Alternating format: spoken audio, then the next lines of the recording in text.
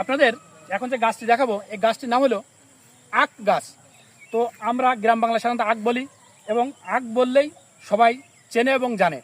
তো আমরা দেখেছি বাজারঘাটে গেলে বা বিভিন্ন শহরে গেলে যে আখ মাড়াই করে মেশিনের ভিতর দিয়ে যে রসটা বের করে, সে রসটা খেতে আমাদের এই প্রচণ্ড তাপের ভিতরে, গরমের ভিতরে আমরা খুবই শান্তি পাই এবং খুবই ভালো লাগে।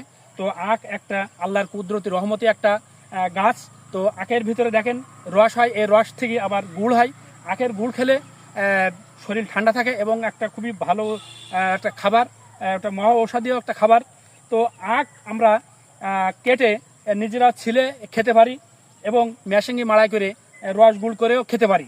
তো আখের পাতা ও বিভিন্ন গরু এবং গরু মহিষ তারা খায় এবং আখের যে সিটিটা, আখের যে মাড়াই করার পর বা মেশিনে দেওয়ার পর যে সিটিটা হয়, সেই সিটি